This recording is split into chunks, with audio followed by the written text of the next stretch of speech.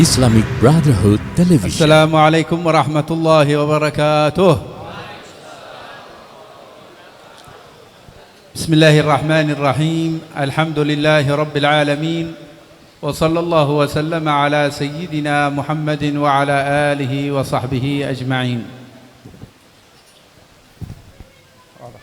Setelah beliau mengucapkan salam dan beliau memulai dengan bismillahirrahmanirrahim dan mengucapkan alhamdulillah, bersyukur kepada Allah Subhanahu wa taala dan bersolawat dan salam kepada Nabi Muhammad sallallahu alaihi wasallam dan keluarganya Nabi Muhammad sallallahu alaihi wasallam.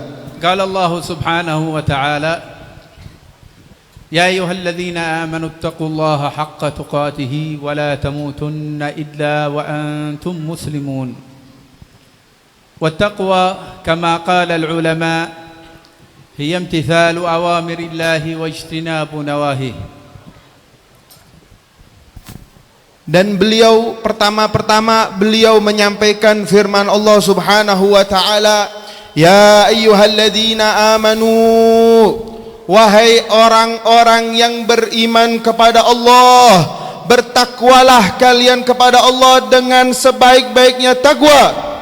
Wala tamutunna, dan jangan kalian meninggal kecuali kalian dalam keadaan berislam.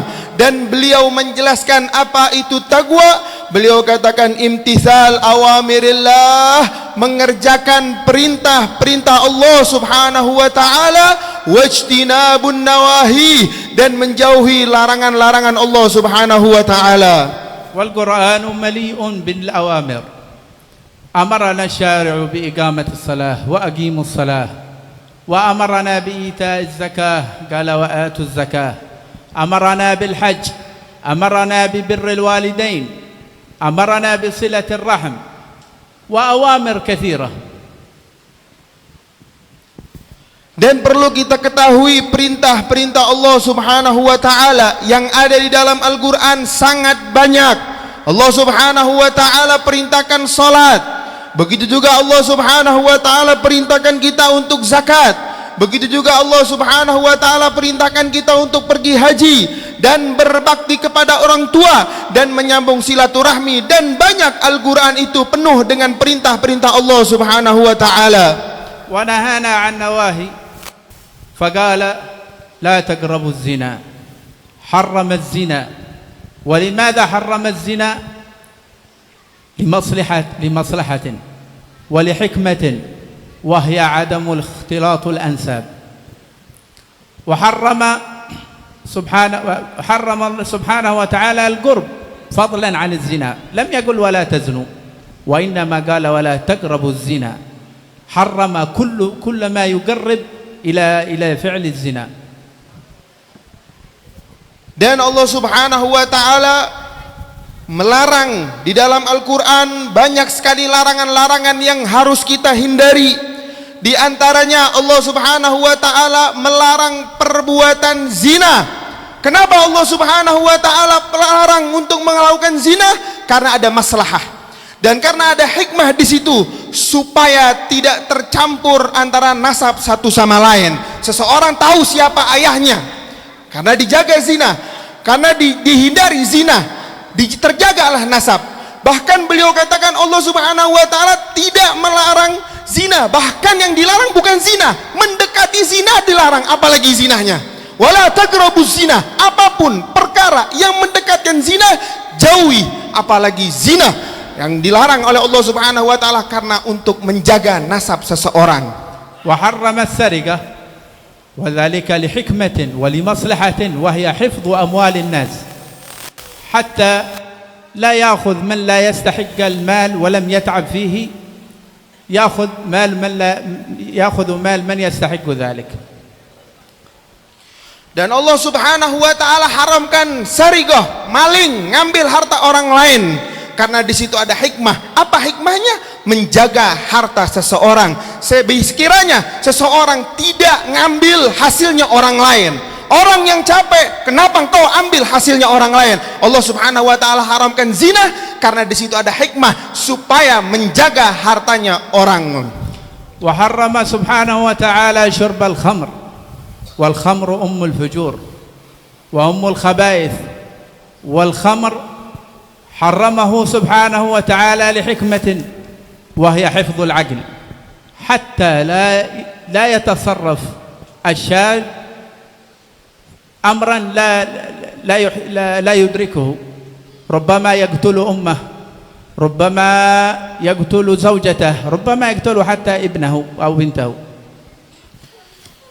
Dan Allah subhanahu wa ta'ala haramkan meminum khamar.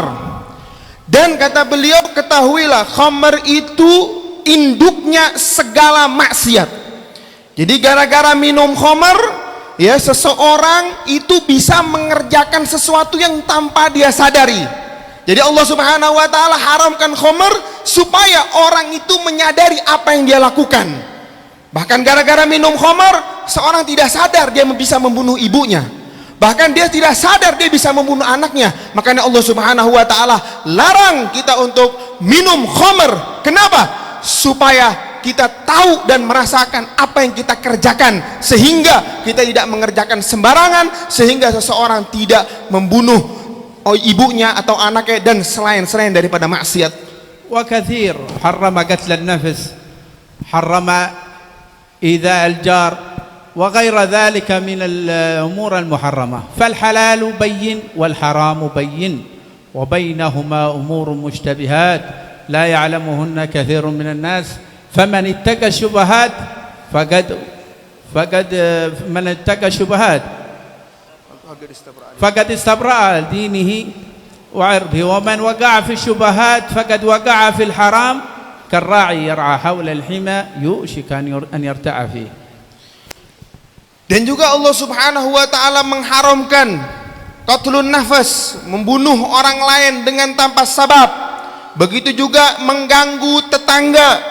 Dan banyak sekali perkara-perkara yang Allah subhanahu wa ta'ala larang. Dan beliau bawakan satu hadis, ketahuilah yang halal itu jelas dan yang haram itu jelas. Wa bainahuma, antara halal dan haram ada perkara yang mustabihat, yang masih samar. Ya, barang siapa yang menghindari dirinya, ya, menjaga dirinya untuk tidak mengerjakan yang syubhat, maka dia telah membentengi agamanya. Wa man waqa'a fi syubhat, barang siapa yang sudah mengerjakan yang syubhat, maka mau tidak mau dia akan mengerjakan perkara yang diharamkan oleh Allah subhanahu wa ta'ala. Fal 'asi innama huwa yadhlimu nafsahu wa ma rabbuka bidhallamin lil 'abid. Huwa al-'asi yadhlimu nafsahu. Qala al-habib Ali Habshi, ظلمت وما إلا لنفسك يا فتى ظلمت وظلم النفس من أقبح الوصف. Dan beliau katakan, orang yang maksiat itu dia hakikatnya telah berbuat zalim kepada dirinya sendiri. Wa ma rabbuka bidhallamin lil 'abid. Dan Allah subhanahu wa ta'ala tidak berbuat zalim kepada hamba-hambanya. Sampai beliau katakan, ya, perkataan Habib Ali Habsyi, engkau berbuat zalim, ketahuilah kau lagi berbuat, ya, zalim, berbuat maksiat, berbuat zalim kepada dirimu sendiri, dan itu perkara yang sangat hina dan yang sangat dilarang oleh Allah subhanahu wa ta'ala. فالعاصي لا تقبل له دعوة كما ورد في الحديث أن الرجل يمد يديه ويرفع يديه إلى السماء يا رب يا رب يا رب ومطعمه حرام ومشربه حرام وغذي بالحرام فأنى يستجاب له. كيف تستجاب له الدعوة وكله حرام. Dan beliau sampaikan, orang yang bermaksiat, melakukan, ya, mengerjakan larangan-larangan Allah subhanahu wa ta'ala, tidak akan diterima doanya orang tersebut.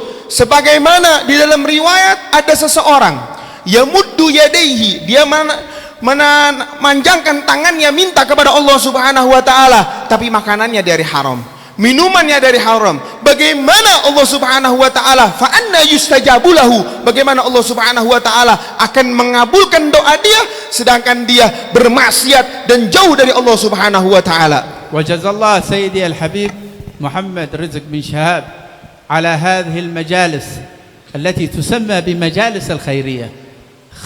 كنتم خير أمة أخرجت للناس تأمرون بالمعروف وتنهون عن المنكر. هذا هو الوصف للخيرية.